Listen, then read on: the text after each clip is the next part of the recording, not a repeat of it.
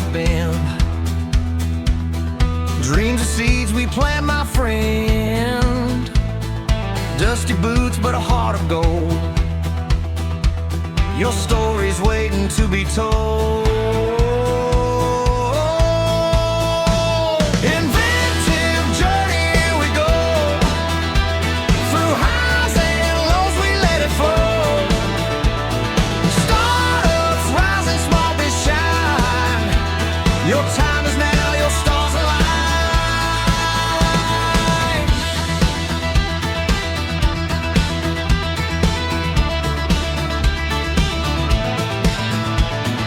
Cowbell ring and feel the beat. Hustle hard, don't take a seat. Every step you're blazing trails. Inventive journey never fails. Inventive journey, here we go. Through highs and lows, we let it flow. Startups rising, small but shine. Your time is now, your stars align.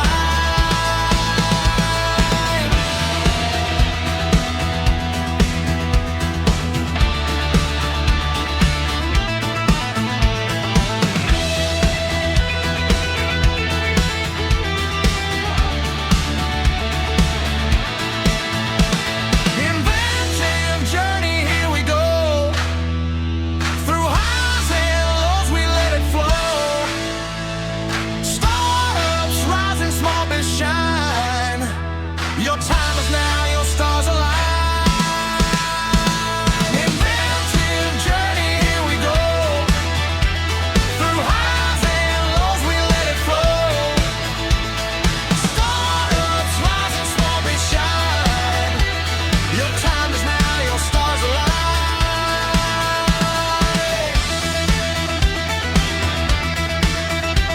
Your time is now, your stars align.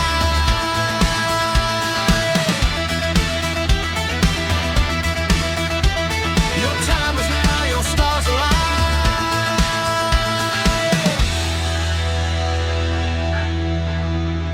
This is Devin Miller here with another episode of the Inventive Journey.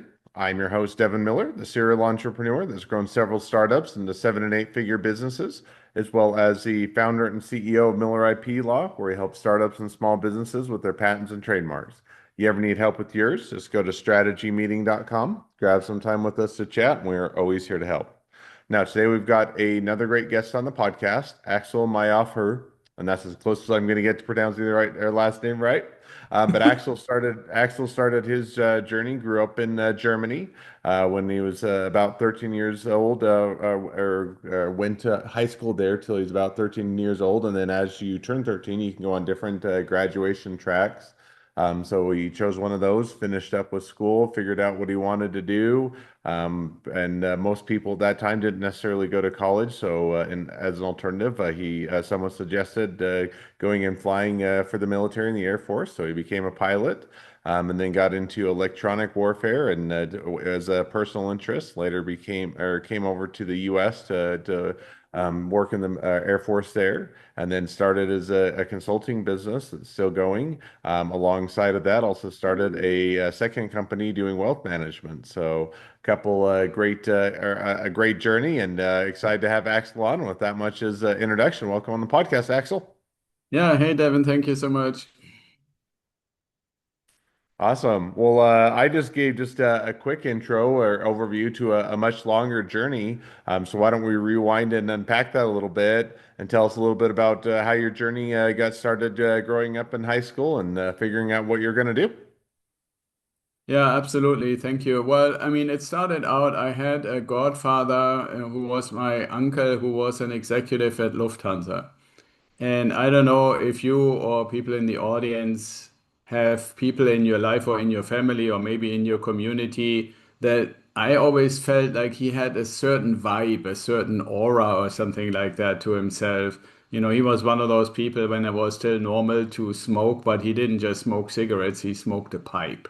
And he made a big fuss out of, where to get the tobacco from. And even though, like in my house where we lived and where I grew up, smoking was not allowed inside, but when he came to visit, he didn't didn't really care. He smoked anyway. So why am I mentioning this? Every visit kind of lingered a certain time after he was gone for no other reason than having that kind of pipe smoke still kind of smelling up the apartment. And through that whole kind of thing, him being at Lufthansa, the little gifts he sent me were these little toy planes and stuff. My thing was I definitely wanted to fly for Lufthansa. And then when I came out of my high school and what's called the associate degree program, I applied and I went through all the testing, and they basically sent me a letter and said, "Hey, congratulations, you successfully completed the testing, but the economic situation is so bad, we can't really hire any kind of new pilot candidates right now. So we let you know when we're hiring again." And I'm like, okay, just out of school, completely excited to get into, training and then my first job.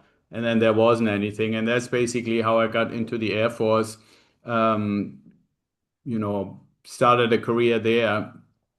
And if we move forward or go forward a little bit, what happened is went through the whole training and everything and started flying after finishing training and got an opportunity to get into test flying, which then meant every time there was a new thing that was supposed to be integrated into the plane, you had to go to the manufacturer to learn how is this box, how is this system actually working. And our task, my task, and other members on my team was understand it, learn how to operate it, and then create the checklist and all the documentation that a regular aircrew member would need to successfully operate that system. So my wife and I and our little daughter moved, not moved, but visited oftentimes California or Texas because they had those Silicon Valley companies there that manufactured this stuff. And ultimately, my wife said, being here like 3, 4, 5 weeks at a time is pretty nice, but wouldn't it be nice if we could stay longer? And I found out, yeah, there is a way because there existed an exchange program between the US Air Force and the German Air Force. So I applied and I got accepted. And then I literally like switched military, if you want to, by getting retrained on the F-111 for the US Air Force. So we ultimately moved to New Mexico. I got training on the F-111. I became a director of operations for that fighter squadron. And just for the audience to understand, when you reach a certain age, it gets harder and harder and harder to sustain the rigors basically of this kind of military jet aviation. I know that in Top Gun 2, they made it look like you can like be 50 and still, or 60, I don't know how old Tom Cruise actually was and still make it. But in reality, it goes till about 40, 45. Some rare people make it till 50. So I was about 41 when my body just basically said, "Hey man, I don't want to do this anymore." And then the two options was I could basically, as I always said, fly a desk, stay in the military, become in some way an administrator, or get out, retire, and find a new career. And so while I was still in the US, I basically told people that I'm going to retire, and several companies said, "Hey, would you be interested to work for us?" And I said yes, but the problem is I'm still fundamentally German. I would have to have like a green card and a work permit and all that good stuff. And ultimately, a software company decided, yeah, that makes sense, but we think that there's enough value there. We're willing to pony up the money. Mm. Yep. And so I ultimately became an alien, or as they call it, resident alien. And got my green card and my work permit, and we moved to California, and I started working for that software company. And one thing that happened at the end of school, I asked my American fellow officers, "Hey, when somebody in the US Air Force is retiring, how, what do they do to build kind of like a second career?"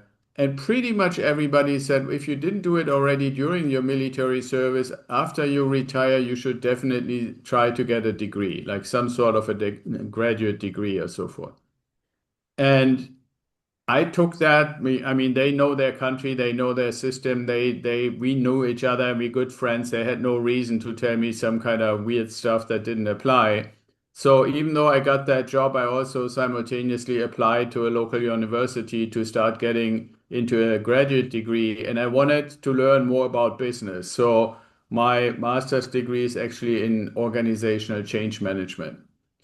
Well, that's a really still, I'm still fascinated by the topic, but the problem is you go to work, you see how the organization is run, and at night you go to class and you see and learn how it should be run.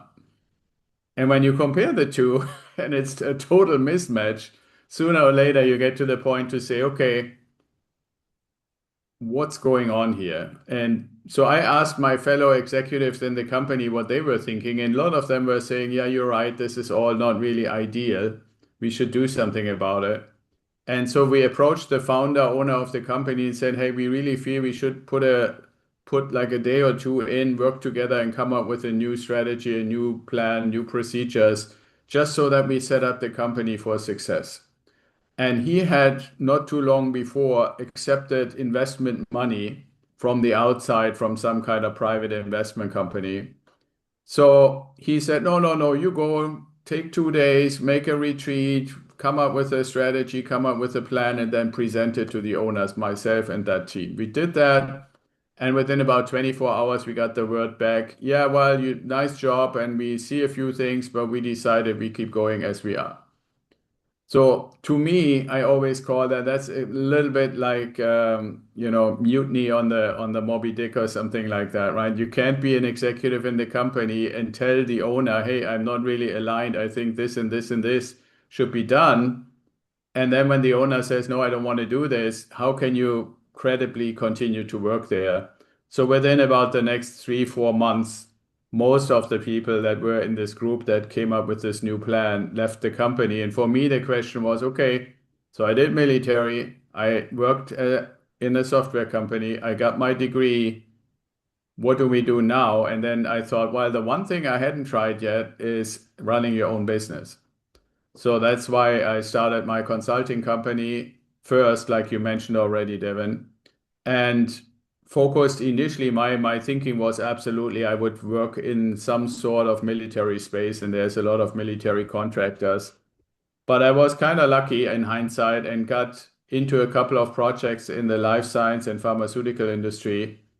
And what I learned is that is one of the very, very few industries, probably similar to banking, where the economic environment is really not that important because the cycles are so long for anything. Like if you want to develop a new drug, I worked a project for 3 years for Bayer Pharmaceuticals. I was very fortunate and lucky that that project was at the very end of this development process when the company got the announcement that the FDA had approved the drug. They made a huge celebration for everything and everybody who was involved. At the speech basically by the CEO at the time during that celebration, he told, and I heard that the first time at that speech, that the company had taken 14 years to get to that point of getting that FDA approval. Right. Hmm. And so ever since I've been working in that field, I've always felt, yes, we have economic ups and downs, but it's a pretty stable industry. But one thing, and this is maybe leading to the point where we are today, one thing occurred to me. In the military, you have basically a community that takes care of you. And if you are in a company as an employee, you have things like in 401k, IRA, health insurance, all that kind of stuff. But when you run your own business, you don't have that. And so for me, the question started, okay, do I really want to work in this business forever, or should I do something that allows me at some point by my own decision to retire? And that got me into real estate investing. And I only did this because I wanted to build a layer of security for our family. But as you can tell, for like what the last 10 minutes I've been talking, I like to talk, I like to explain stuff and so forth. So I told everybody if they wanted to hear about it or not, that what I'm doing, I'm searching properties, I'm working with lenders, I'm finding real estate developers, blah, blah, blah. And more people ask me over time, hey, how did that end? Did you get that house? Did you get that financing? Those kind of things. And yeah, most of the time it worked out, and the longer I did it and the more I did it, the better I understood it. And sooner or later, people said, hey, can you help me too? And I always like to help people. I think it's similar to you, Devin. I feel like you like to help people too. And so I started helping people, and my schedule started filling up more and more until my wife said, are you actually getting anything for this? And I'm like, not really. And she said, well, you might want to think about it. And so that's how Idea Wealth Grower as a company, basically my second company, started, because ultimately we said, okay, we formalize it, we come up with a real approach, we come up with a structure, we come up with branding and all of that, and people can enroll into that mentoring program. And then I help them with basically three things in a nutshell. I help him to find properties to invest, to build basically a portfolio of passive income assets, where the goal is you get enough assets that pay enough passive income so you have the freedom to decide what you want to do with your time. The second thing is that I help them to set up a corporate structure, because we want to protect what they do in their investment life from their private life. Right? You don't want to have a situation where you do something in your investments and something goes wrong, and then everything that you worked for all your life is being taken away. So I help them with that structurally. And then the third thing, and I feel, and if you like, we can talk a little bit more about it in depth, but I feel the most important thing is helping them to adopt the mindset of a business owner.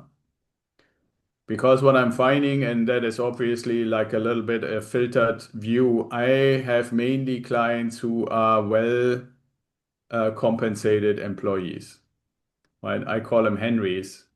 That stands for high earning, not rich yet, right? Henrys.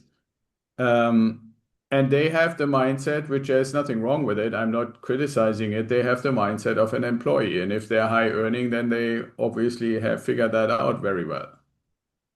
But that mindset doesn't help you when you are switching roles and you are now the owner of the business.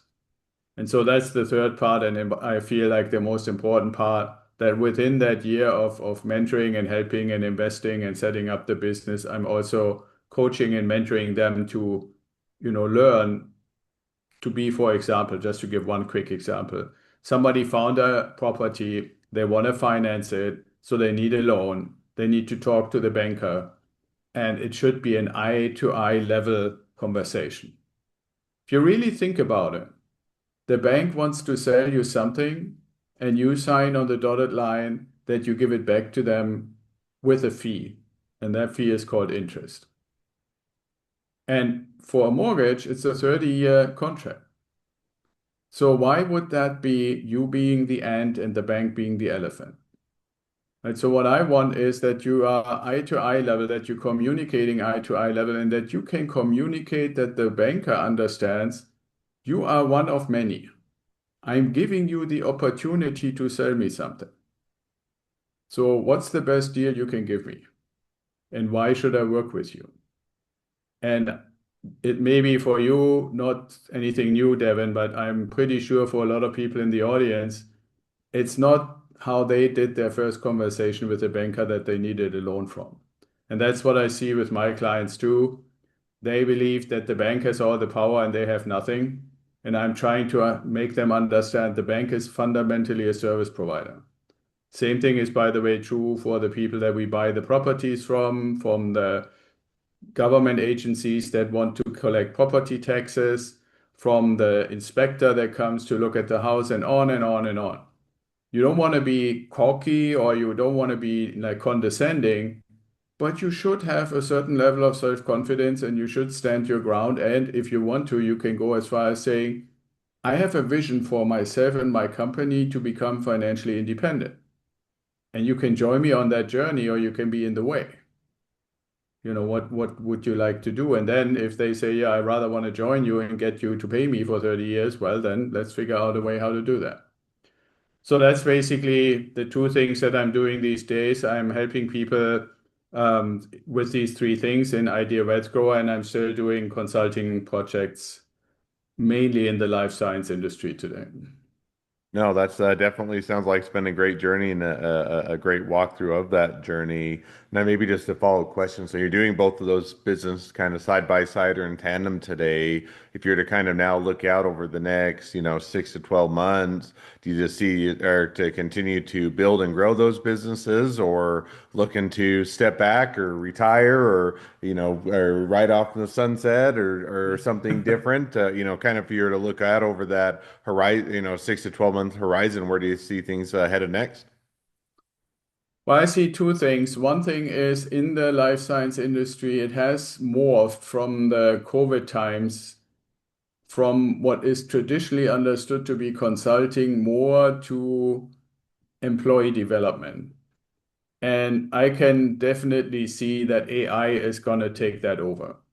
Maybe not right away, but not in the next 6 to 12 months. But if you ask me in 2 to 3 years, will there still be human-made e-learning programs or even, I mean, we will still have humans in human resource management or HR, but when you look at the functions, I think more and more of this stuff AI will do better, right? So a lot of what we are currently still doing in the consulting company will go away. So I don't know if I want to say I shut it down, but it's probably gonna go into the sunset as you just, like disappear at the horizon.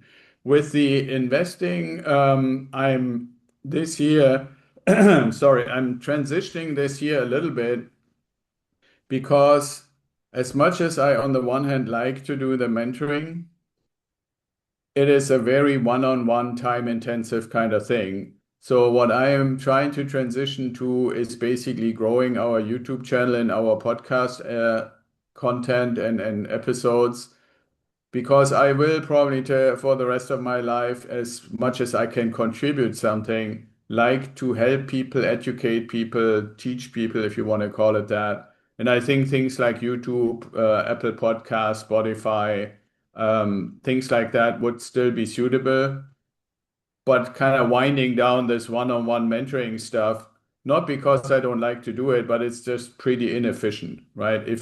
And I've consulted with many people that I really respect, and they all told me, if you want to continue to do this, you would have to probably double or triple the price. And there's one caveat to that. I understand that people believe that the value is that high, and I'm happy to believe that myself.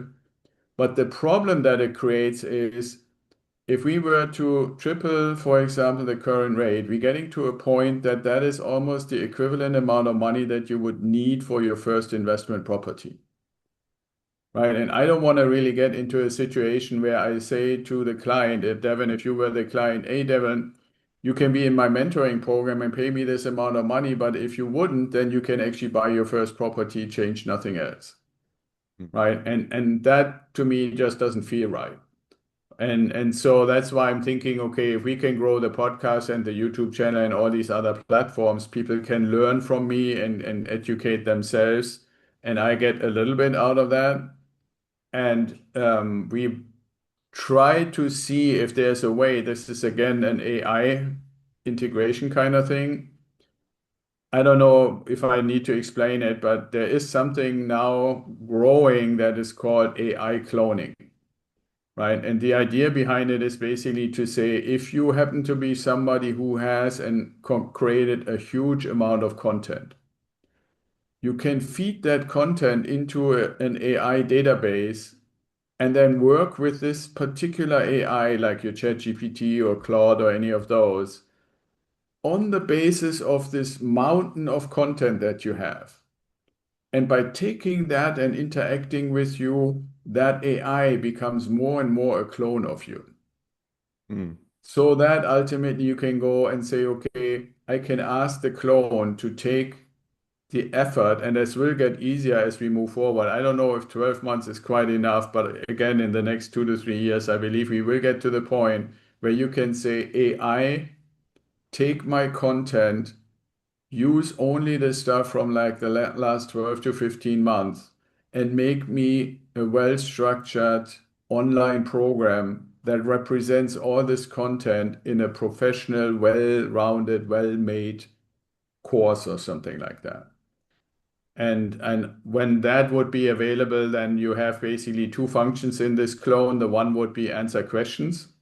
Obviously, if the clone has all the stuff that you ever created, then it can give you the answers.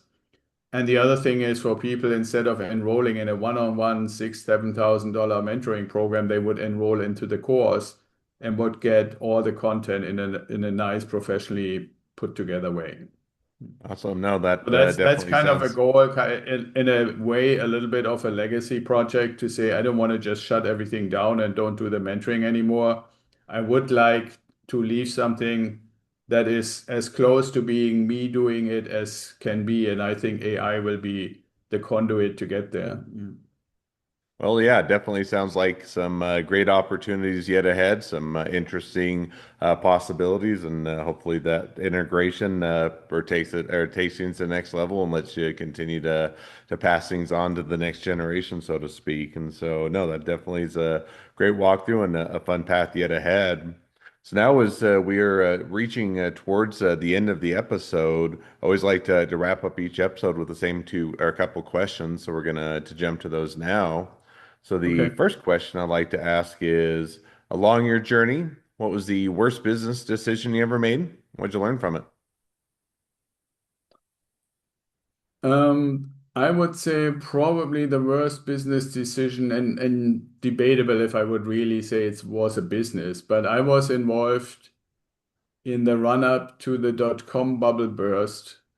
That was around 2002, 2003. I was involved in an investment club. It wasn't officially a club, but basically acted like a club. And I think there's a little deja vu when you look in the markets the last month and a half, that the media and a lot of the pundits made it sound like regardless what you invest in, as long as it is something modern, you cannot lose. And so myself and the other people in the club, we basically met once a week, decided what we wanted to invest in, but we didn't decide it based on any knowledge. We just looked at what looks like to perform the best in the next month or two, right? Where can we make the quickest, biggest amount of money as fast as possible? Which ended up in a portfolio that was ridiculous in size and was completely in the clouds, believing that nothing could go wrong and that every promise of any dot-com company that ever existed would come true. Well, that was on my part a $75,000 mistake. Mm. What I learned from it is, and this is not just true for stock investing, but for generally investing, is you really should make a strong effort to understand what you are investing into, or when it comes to stocks or companies that you want to own certain amount of shares in, understand number one, what is the company doing? Check who are the people who are executing on that vision. And number three, are you interested enough in what this company is doing that you are willing to look at their progress, ideally on a daily basis, but at least on a weekly basis, right? So there might be the bestest ever underwater basket weaving company in the world. It's just not my thing, Mm. right? So I would recommend don't invest into that company unless you are into underwater basket weaving. Right. So that's kind Fair of the enough. message. We totally randomly invested through money at stuff we were completely oblivious. And I learned this is not just true for stock investing, it's literally true. If you buy a crappy property in our real estate And investing, yeah, and just before we get too deep, because that you're almost segueing really into the second question, which I oh, like to okay, ask you. It sorry. sounds like it. So yeah, we can. Well, I'll raise that as a question, and then you can maybe Yeah, shape yeah. the answer a bit from there, which would be so now if you are talking to somebody that's just getting into a startup or a small business, what'd be the one rule of thumb you'd recommend?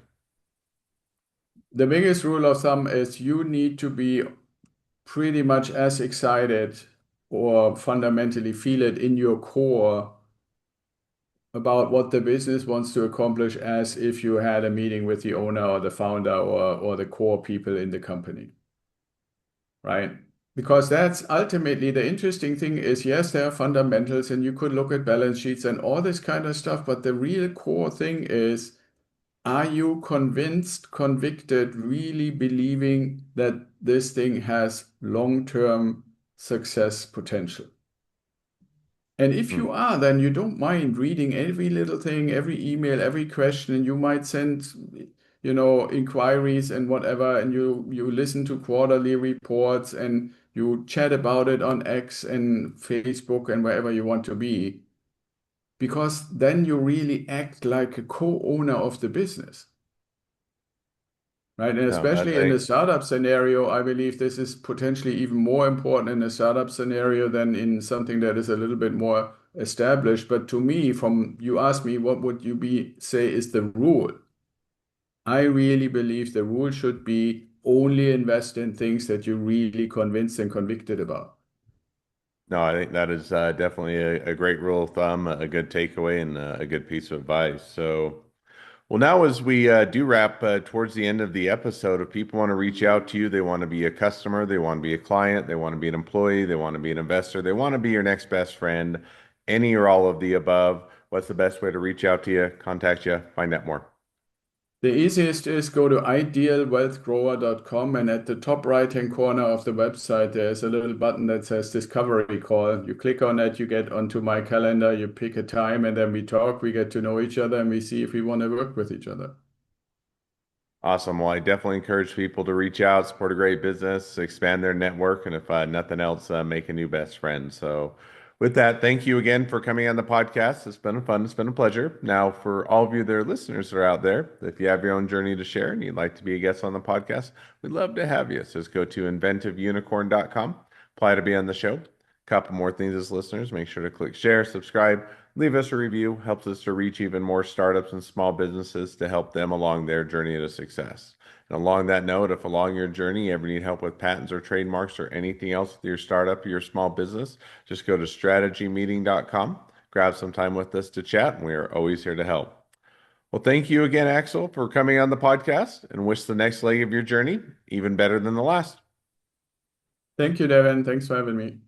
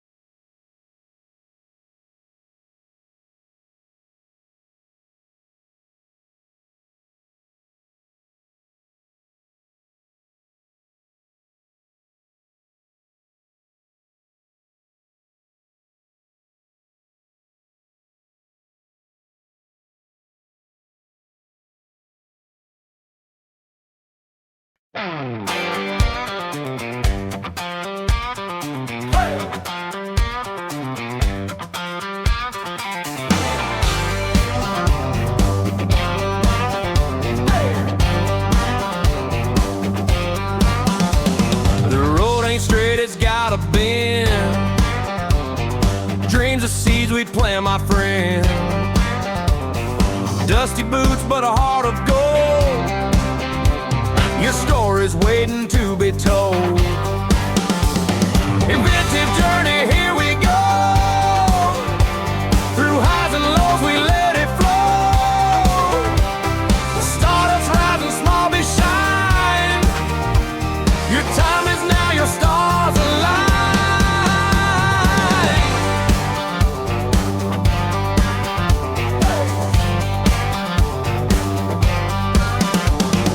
Cowbell ring and feel the beat.